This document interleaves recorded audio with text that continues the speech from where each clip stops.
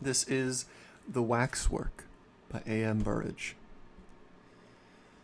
When the uniformed attendants of Mariner's Waxwork were ushering the last stragglers through the great glass-paned double doors, the manager sat in his office interviewing Raymond Hewson. The manager was a youngish man, stout, blond, and of medium height. He wore his clothes well and contrived to look extremely smart without appearing overdressed. Raymond Hewson looked neither. His clothes, which had been good when new and which were still carefully brushed when pressed, were beginning to show signs of their owner's losing battle with the world.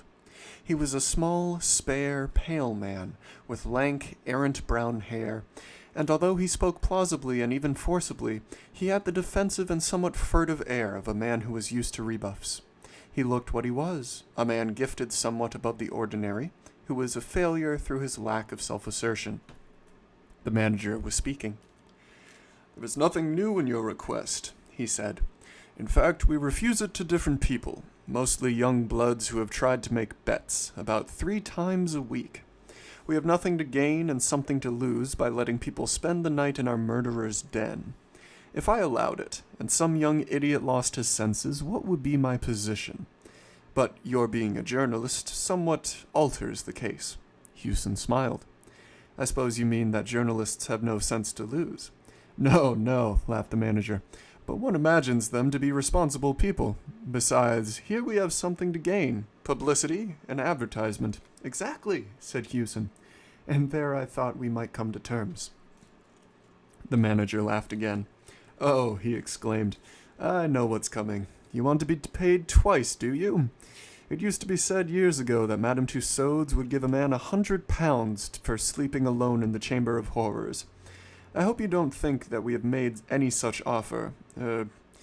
What is your paper, Mr. Hewson?" "I'm freelancing at present," Hewson confessed, "working on space for several papers. However, I should find no difficulty in getting the story printed. The Morning Echo would use it like a shot. A night with Mariner's murders. No live paper could turn it down." The manager rubbed his chin. "Ah. And how do you propose to treat it?" "I shall make it gruesome, of course, gruesome with just a saving touch of humor." The other nodded and offered Hewson his cigarette case. "Very well, Mr. Hewson," he said. "Get your story printed in the Morning Echo, and there will be a £5 note waiting for you here when you care to come and call for it. But first of all, it's no small ordeal that you're proposing to undertake. I'd like to be quite sure about you, and I'd like you to be quite sure about it yourself. I own I shouldn't care to take it on.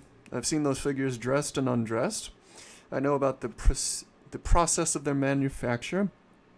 I can walk about in company downstairs as unmoved as if I were walking among so many skittles. But I should hate having to sleep down there alone among them." "Why?" asked Hewson. "I don't know. There isn't any reason. I don't believe in ghosts. If I did, I should expect them to haunt the scene of their crimes or the spot where their bodies were laid, instead of a cellar which happens to contain their waxwork effigies. It's just that I couldn't sit alone among them all night, with their seeming to stare at me the way they do.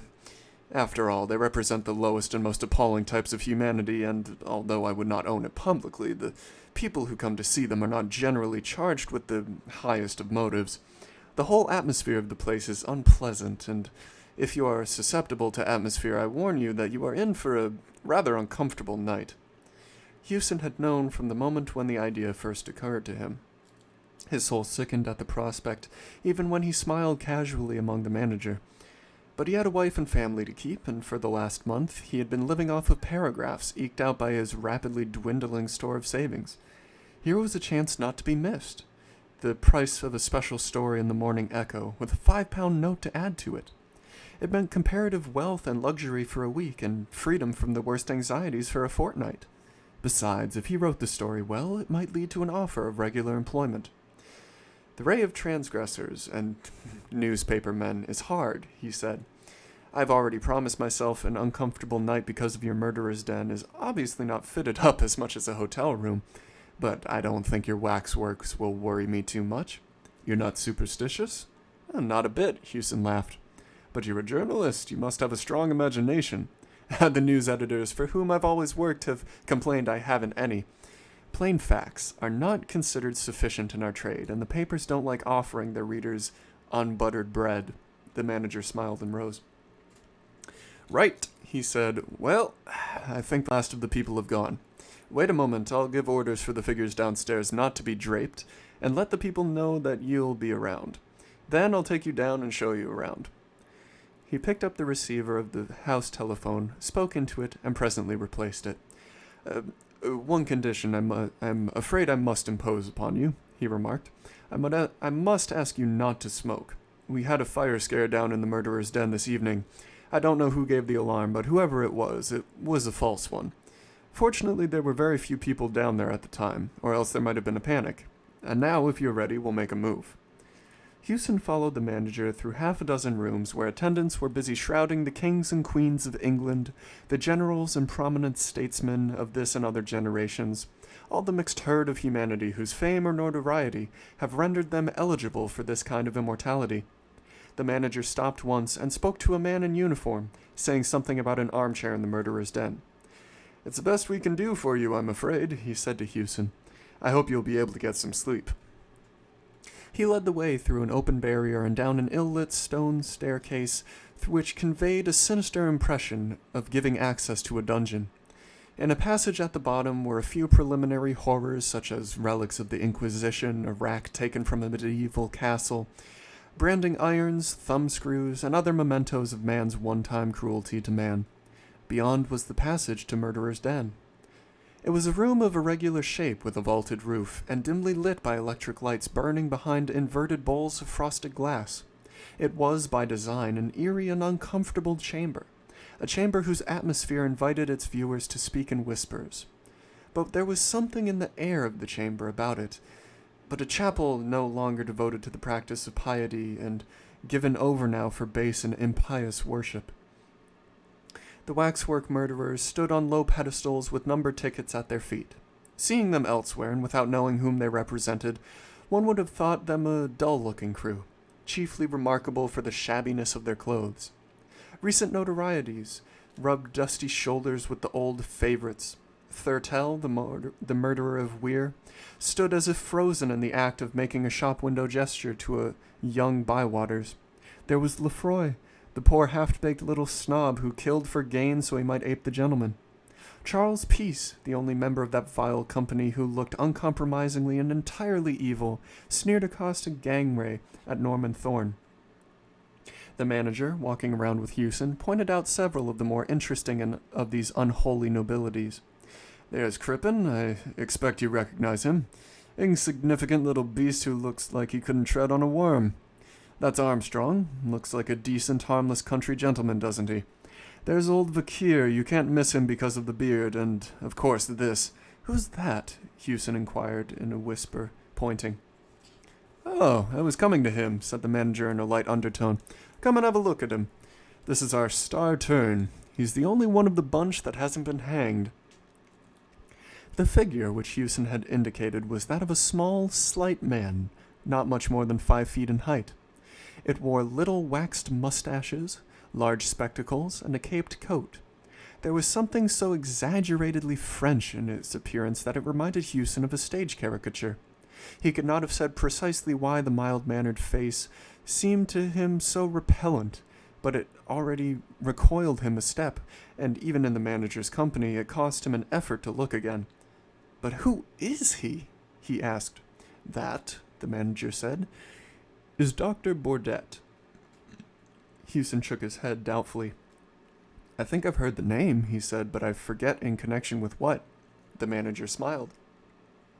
"You'd remember better if you were a Frenchman," he said. "For some long time that man was the terror of Paris. He carried on his work of healing by day and of throat-cutting by night when the fit was on him. He killed for the sheer devilish pleasure it gave him to kill, and always with the same way, with a razor. After his last crime, he left a clue behind him which set the police upon his track. One clue led to another, and before very long they knew they were on the trail of the Parisian equivalent of our Jack the Ripper, and had enough evidence to send him to the madhouse or the guillotine on a dozen capital charges. But even then, our friend was too clever for them. When he realized that the toils were closing in around him, he mysteriously disappeared, and ever since the police of every civilized country have been looking for him. There's no doubt he managed to make away with himself, and by some means which has prevented his body to come to light. One of two crimes of similar nature has taken place since his disappearance, but it's believed that he is almost certainly dead. It's queer, isn't it, how every notorious murderer has its imitators? Houston shuddered and fidgeted with his feet. I don't like him at all, he confessed. Ugh, what eyes he's got. Yes, the little figure is a masterpiece. You'll find the eyes bite into you? Well, that's excellent realism, then, for Bourdet practiced mesmerism, and was supposed to mesmerize his victims before dispatching them. Indeed, had he not done so, it is impossible to see how so small a man could have done his ghastly work. There was never any signs of a struggle. I thought I saw him move, said Hewson with a catch in his voice. The manager smiled. You'll have more than one optical illusion before the night's out, I expect. You shan't be locked in. You can come upstairs when you've had enough of it. There are watchmen on the premises, so you'll have company. Don't be alarmed if you hear them moving around. I'm sorry I can't give you any more light because all the lights are on. For obvious reasons, we keep this place as gloomy as possible.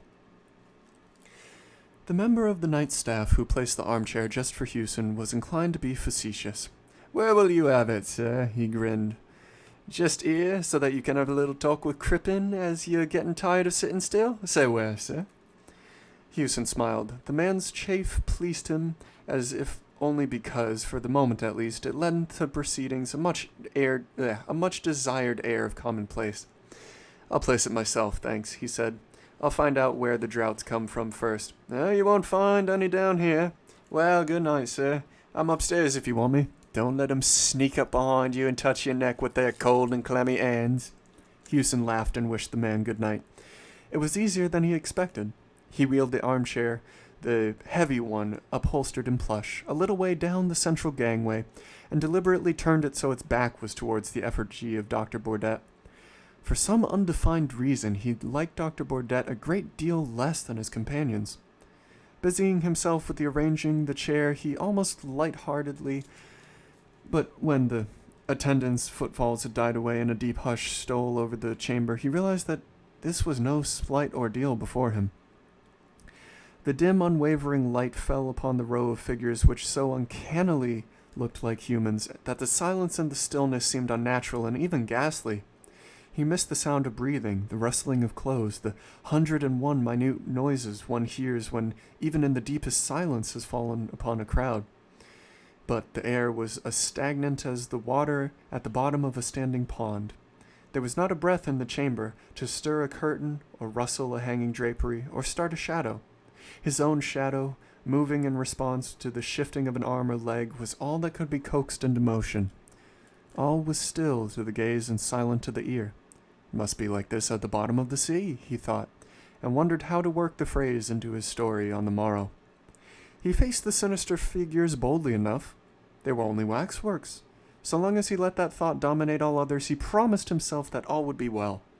It did not, however, save him long enough from the discomfort occasioned by the waxen stare of Dr. Bourdet, which, he knew, was directed upon him from behind.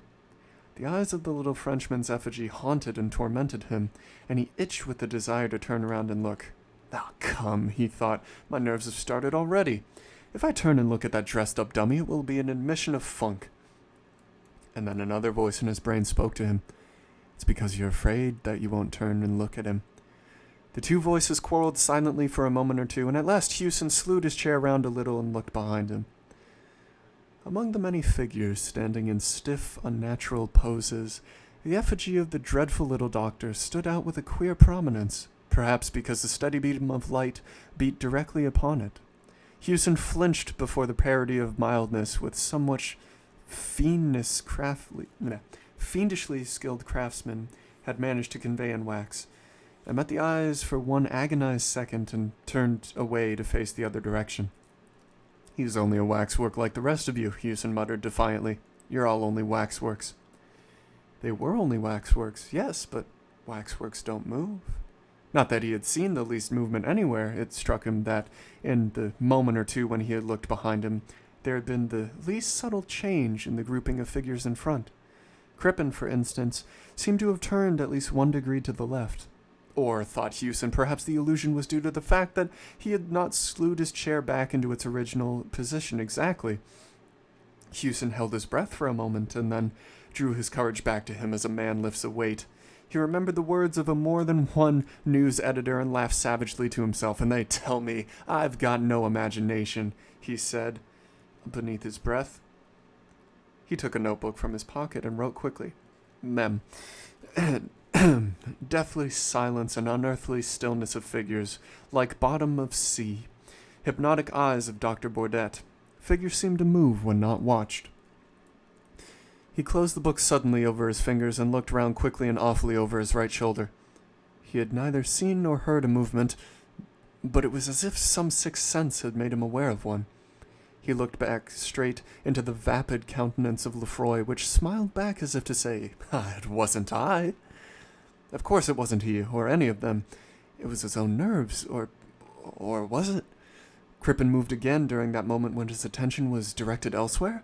You couldn't trust that little man. Once you took your eyes off him, he took advantage to shift his position. That was what they were all doing, if only he knew it, and he told himself and half rose out of his chair. This was not quite good enough. He wasn't going to spend the night with a lot of Waxworks that moved when he wasn't looking. Hewson sat down again. This was very cowardly and very absurd. They were only Waxworks, and they couldn't move, let alone hold that thought that all of them would be well. Then why all this silent unrest about him? A subtle something in the air which did not quite break the silence and happened, whichever way he looked, just beyond the boundaries of his vision. He swung round quickly to encounter the mild but baleful stare of Dr. Bordet. Then, without warning, he jerked his head back to stare straight at Crippen. Ha! He'd nearly caught Crippen that time. "You'd better be careful, Crippen, and all the rest of you. If I do see one of you move, I'll smash you to pieces. Do you hear?" He ought to go, he told himself. Already he had experienced enough to write the story, or 10 stories for that matter. Well then, why not go? The Morning Echo would be none the wiser as to how long he had stayed, nor would it care as long as the story was a good one. Yes, but that night watchman upstairs would chafe him, and the manager. One never knew. Perhaps the manager would quibble over 5-pound notes that he needed so badly. He wondered if Rose were asleep or if she were lying awake and thinking of him. She'd laugh when he told her he had imagined. This was a little too much. It was bad enough that these waxwork effigies of murderers should move when they weren't being watched, but it was intolerable to think that they should breathe. Someone was breathing. Or was it his own breath, which had sounded to him as if it came from a distance? He sat rigid, listening and straining until he exhaled and with a long sigh. It was his own breath after all. If not, something had divined that he was listening and had ceased breathing simultaneously. Hewson jerked his head swiftly around and looked all about him out of haggard and hunted eyes. Everywhere his gaze encountered the vacant waxen faces, and everywhere he felt that by just some least fraction of a second he had missed some movement of a hand or foot, a silent opening or compression of lips, a flicker of eyelids, a look of human intelligence now smoothed out. They were like naughty children in a class, whispering, fidgeting, and laughing behind their teacher's back, but blandly innocent when his gaze was turned upon them. This was not due. This distinctly would not do. He must clutch at something, grip with his mind upon something which belonged essentially to the workaday world, to daylight London streets. He was Raymond Hewson, an unsuccessful journalist, a living and breathing man, and these figures, grouped around him, were only dummies, so they could neither move nor whisper. What did it matter if they were supposed to be lifelike effigies of murderers? They were made only of wax and sawdust, and they stood for entertainment of morbid sightseers and orange-sucking trippers. That was better. Now what was that funny story which someone had told him yesterday? He recalled part of it, but not all, for the gaze of Dr. Bordet urged, challenged, and finally compelled him to turn. Hewson half-turned, and then swung his chair so as to bring him face to face with the wearer of those dreadful hypnotic eyes. His own eyes were dilated, and his mouth, at first set in a grin of terror, lifted at the corners in a snarl.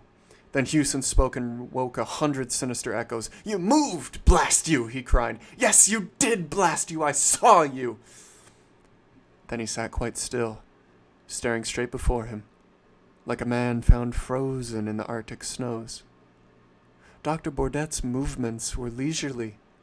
He stepped off his pedestal with the mincing care of a lady alighting from a bus. The platform stood about 2 feet from the ground, and above the edge of it a plush-covered rope hung in arc-like curves. Dr. Bourdette lifted up the rope until it formed an arch for him to pass under, stepped off the platform, and sat down on the edge facing Hewson. Then he nodded and smiled and said, "Oh, good evening."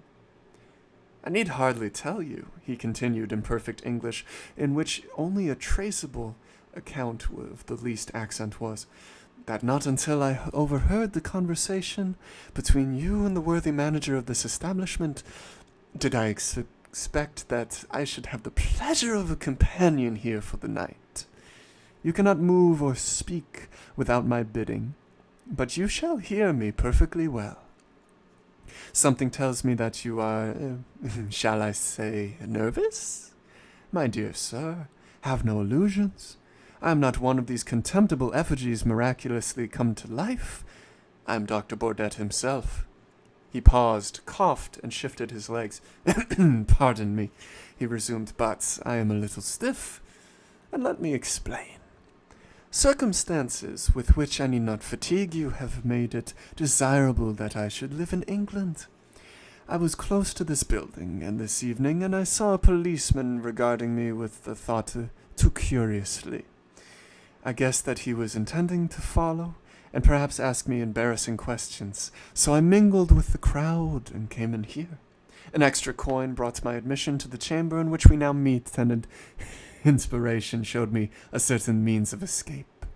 I raised the cry of fire, and when all the fools had rushed to the stairs, I stripped my effigy of the caped coat which you behold me wearing, donned it, hid my effigy under the platform at the back, and took its place upon the pedestal. I own that since I have spent a very fatiguing evening, but fortunately I was not always being watched, and had opportunities to draw an additional deep breath and ease the rigidity of my pose. One small boy screamed and exclaimed that he saw me moving. I understand he was to be whipped and put straight to bed on his return home. The manager's description of me, which I had the embarrassment of being compelled to overhear, was biased, but not altogether inaccurate. Clearly I am not dead, although it is well that the world thinks otherwise.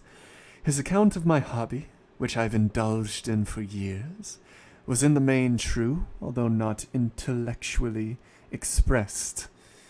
The world is divided between collectors and non-collectors. With the non-collectors, we are not concerned. The collectors collect anything, according to their individual tastes, from money to cigarette cards, from moths to matchboxes. I collect throats. He paused again to regard Hewson's throat with interest mingling with disfavor. I am obliged to the chance which brought us together tonight, he continued, and perhaps it would be ungrateful to complain.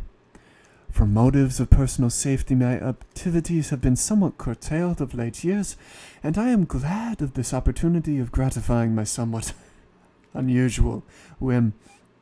Oh, but you have a skinny neck, sir, if you will overlook a personal remark. I should never have selected you from choice. I like men with thick necks, thick, red necks. He fumbled in an inside pocket and took out something which he tested against a wet forefinger, and then proceeded to pass gently to and fro across the palm of his hand. This is a little French razor, he remarked blandly. They're not used so much in England, but perhaps you know of them? One stropes them upon the wood. The blade, you will observe, is very narrow. They do not cut very deep, but deep enough. In just one little moment you shall see for yourself. I shall ask you the civil question, sir, of all those little polite barbers. Does the razor suit you, sir? He rose up, a diminutive but menacing figure of evil, and approached Hewson with the silent, furtive step of a hunting panther. You will have the goodness, sir, he said, to raise your chin a little. Ah, thank you, and a little more? Just a little more? Ah, thank you. Merci, monsieur. Ah, merci. Merci.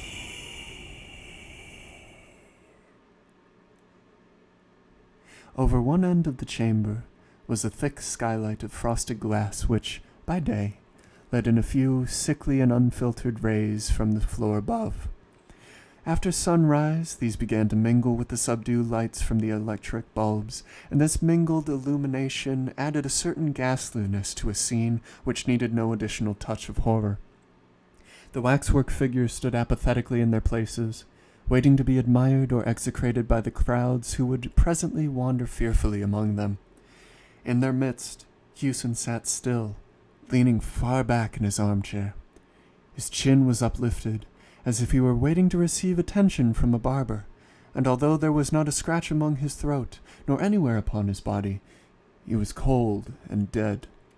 His previous employers were wrong in having credited him with having no imagination. Dr. Bourdette, on his pedestal, watched the dead man unemotionally. He did not move, nor was he capable of motion. But then, after all, he was only a waxwork.